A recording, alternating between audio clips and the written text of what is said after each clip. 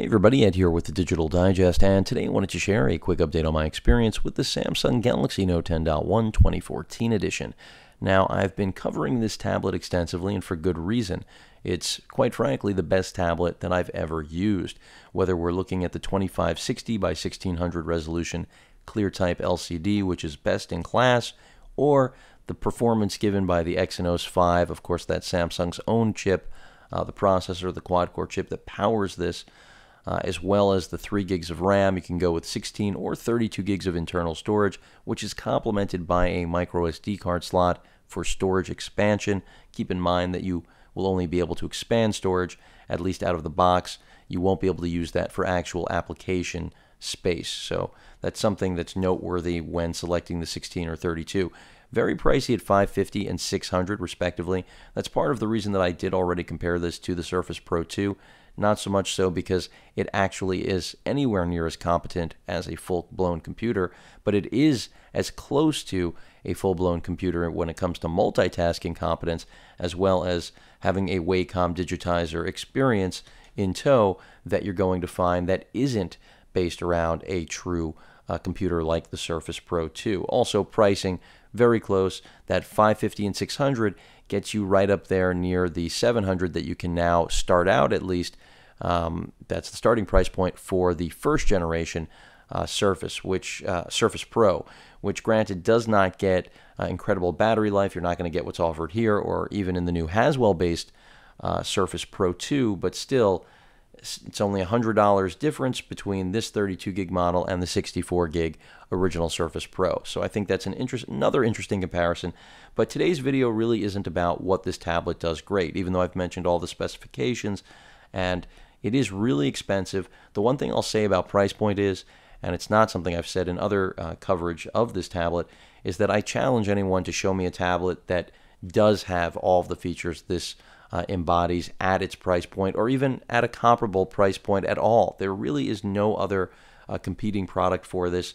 Toshiba does have a pen-integrated tablet based around a Tegra 4. The Tegra 4 is just as competent, if not more so, in my opinion, than the Exynos 5, even though they're both based on ARM A15 architecture.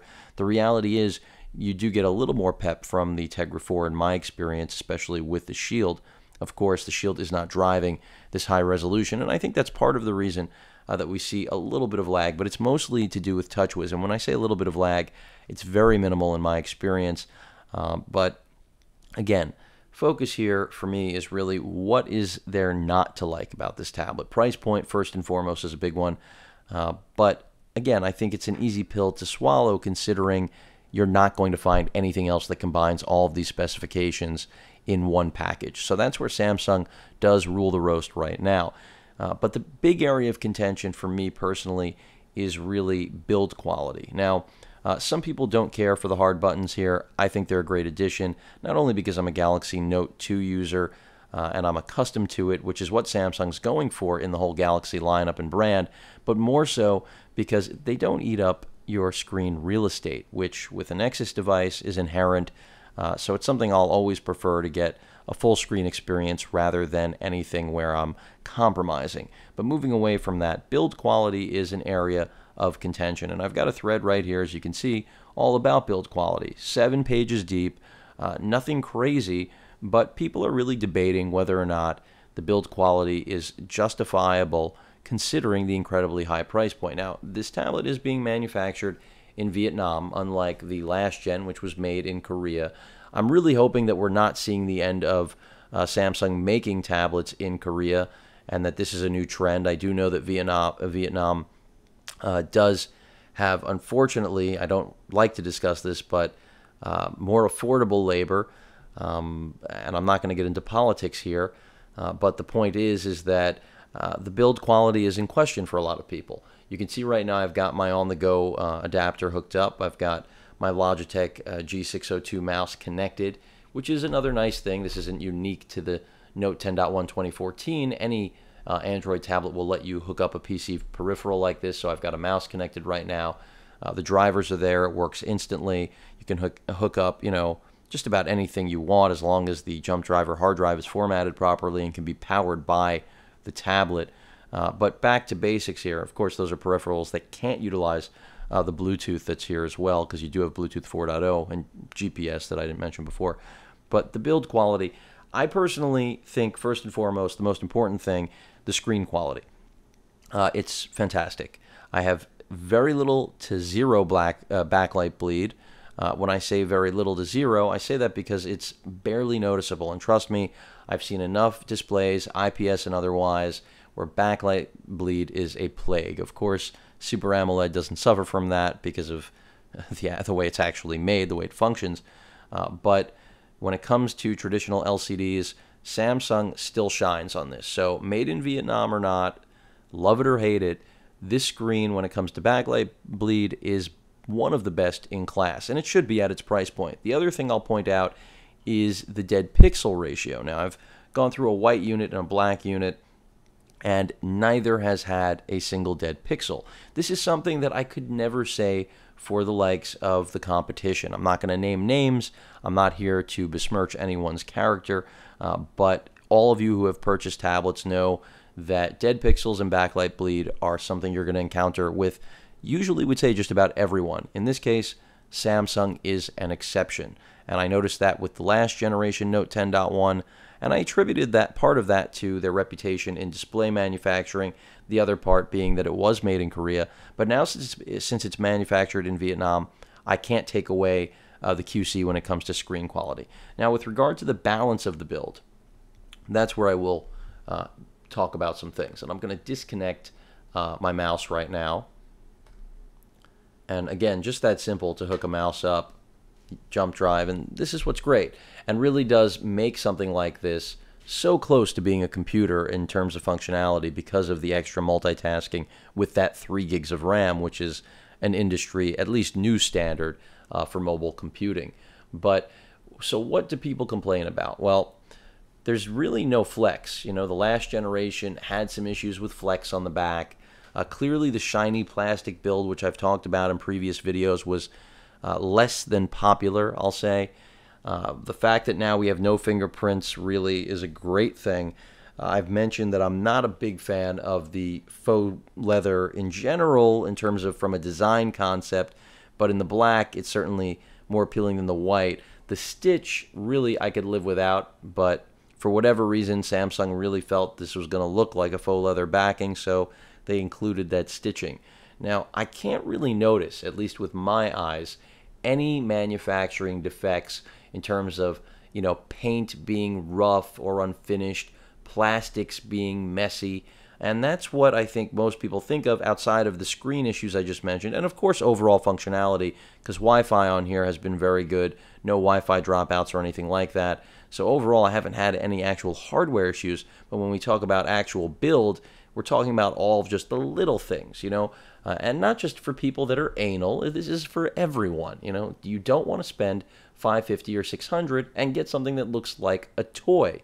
So what have I noticed? Basically, everything's pretty solid.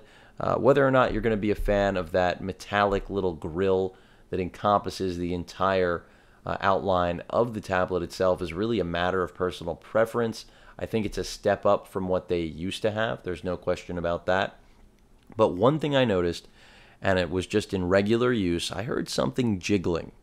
It may sound odd, but it sounded metallic, and I couldn't figure out what it was. I looked around the body. There were no moving parts. You know, we've got power buttons up at the top, micro SD card slot on the side, but none of those things had moving parts. And then just through the course of continuing to use it, I really didn't pay any attention to it because I didn't really think it was a big deal. I noticed that the speaker grills, which flank both the right and left side, had give. And I don't know that you guys are going to pick it up. I'll bring it towards the microphone.